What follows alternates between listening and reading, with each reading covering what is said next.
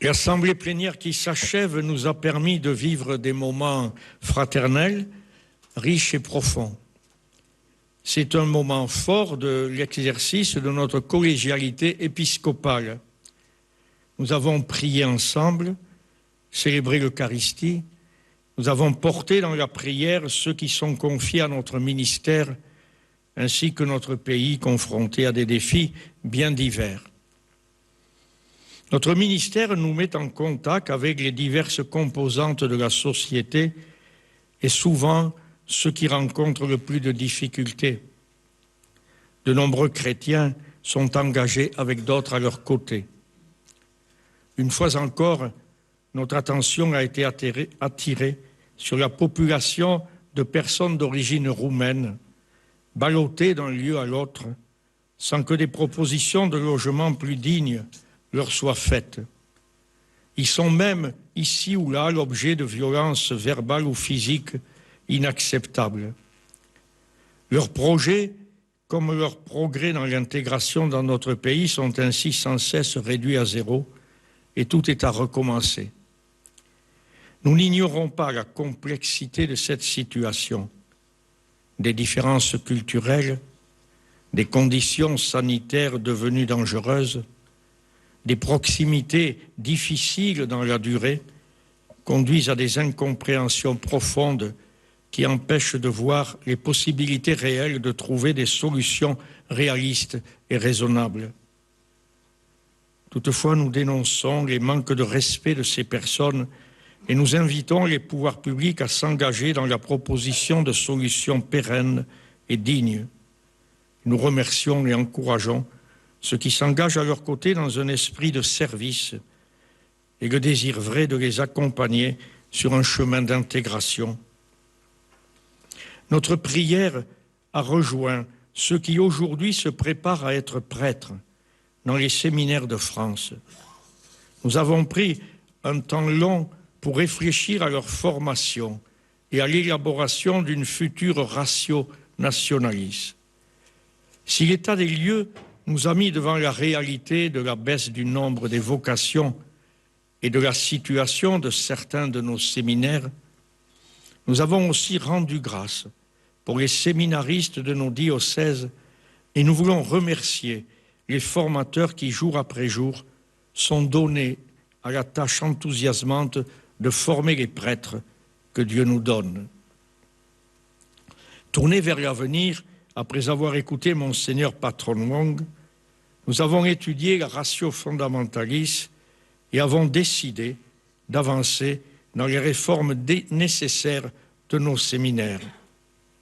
Prenant en compte le caractère désormais obligatoire de la propédeutique, nous étudierons les points de passage incontournables de cette année.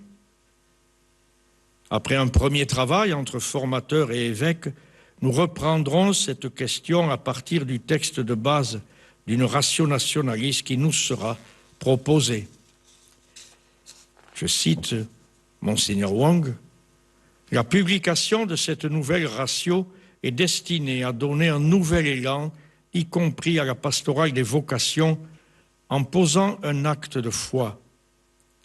Son idée de fond est que les séminaires puissent former des disciples missionnaires passionnés pour le Maître, des pasteurs ayant l'odeur des brebis, qui vivent au milieu d'elles pour les servir et leur apporter la miséricorde de Dieu. Cette formation intégrale qui tient compte de toutes les dimensions du séminariste l'amène à faire partie, avec l'ordination, de la famille du presbytérium au service d'une communauté concrète. » Fin de citation. Notre attention aux jeunes générations a été stimulée par l'approche du synode des évêques à Rome en octobre prochain. La synthèse des réponses aux questionnaires reçus nous a décrit une génération en recherche de sens, soucieuse d'avoir des repères, généreuse aussi dans ses engagements. Nous n'oublions pas que ces jeunes sont divers, que si certains ont une vie relativement facile, d'autres sont marqués par le handicap, les difficultés à trouver un travail, la fragilité des liens familiaux. Nous voulons redire à tous qu'ils sont le présent de notre Église et la richesse de notre société. Nous les exhortons à prendre toute leur place dans nos communautés, à avoir l'audace d'affirmer leur foi paisiblement dans la recherche d'un dialogue qui sera toujours fécond. Avec le pape François, nous leur renouvelons notre confiance. Ils sont les piliers d'un monde à venir où le respect de la création et de l'autre seront des réalités tangibles. L'actualisation des structures de la conférence des évêques est devenue une tâche nécessaire 11 ans après la publication des statuts qui la régissent. Les réalités changent si vite aujourd'hui dans la société comme dans l'Église. Il s'agit là d'une tâche qui dépasse l'objectif organisationnel. L'évangélisation est l'horizon de l'Église. Notre mission d'évêque diocésain s'exerce pour ce service. La conférence épiscopale est ce lieu où nous portons ensemble notre mission. Nous nous soutenons pour toute la part qui le nécessite.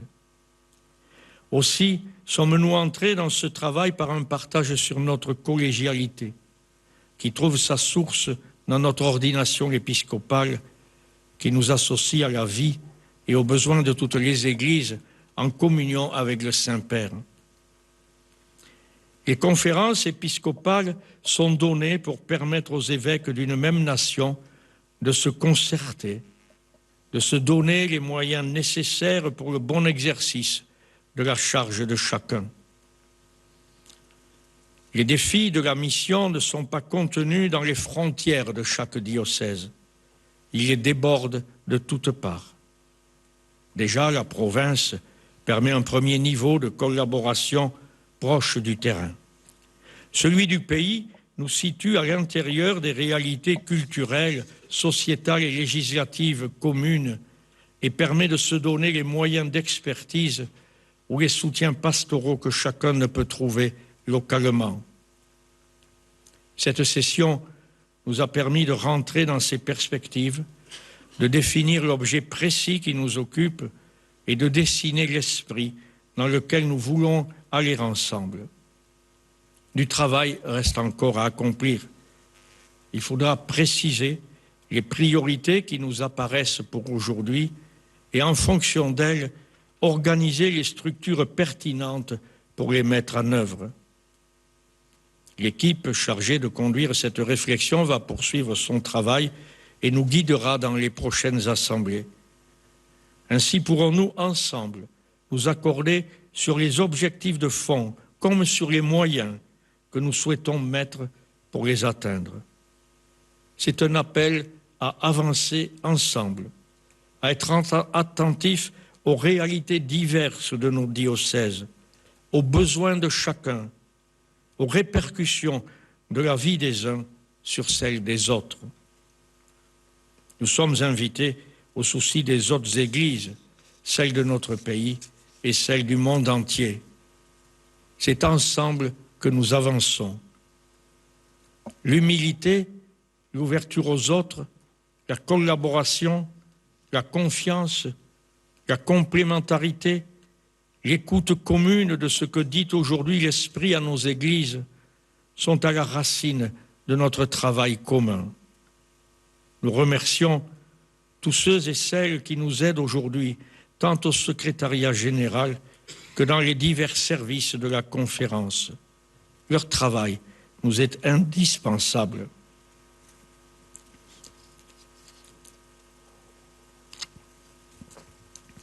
Le témoignage de Monseigneur Mirkiz, archevêque de Kirkouk et Suleymaniye, a été un moment particulièrement fort de notre Assemblée. Son témoignage sur la situation en Irak, sa perception des enjeux, la place, la vie des chrétiens dans cette région du monde, tout cela nous a touchés, en deçà toutefois d'une réalité bien plus dure et inconcevable pour nous. Son courage apostolique est une leçon. Il est habité par l'amour de son peuple, de son pays, de ses fidèles et bien au-delà. L'avenir des jeunes et avec lui celui du pays inspire ces initiatives. Il ne regarde pas ce qui sépare ou divise, mais bien ce qui remet debout, ce qui permet de tenir.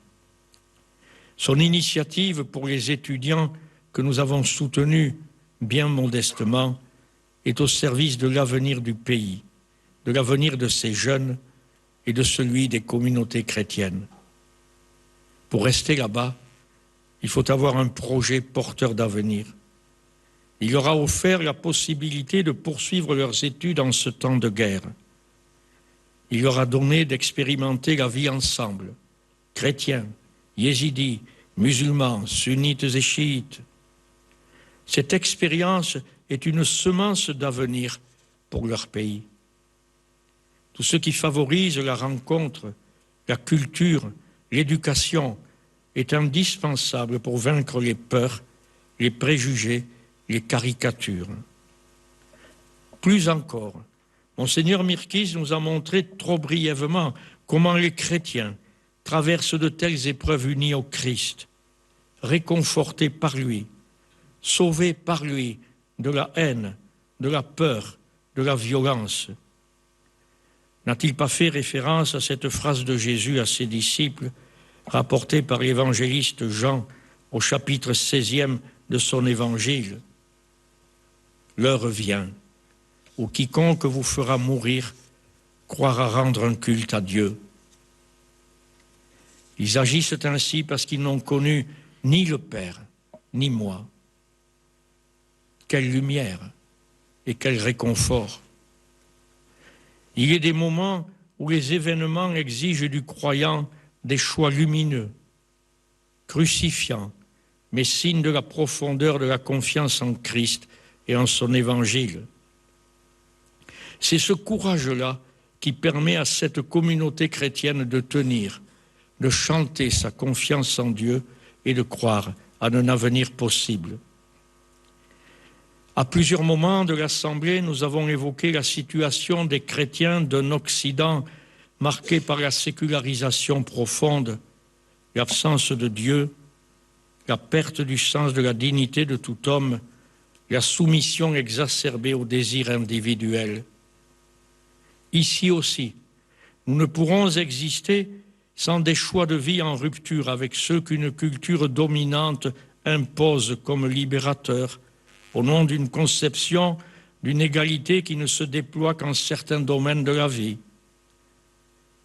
Oui, nous devons choisir la défense de la vie, le témoignage d'une vie de famille solide, le refus du repli identitaire, un mode de vie sobre, libre par rapport à la course à toujours plus d'argent, à l'égoïsme.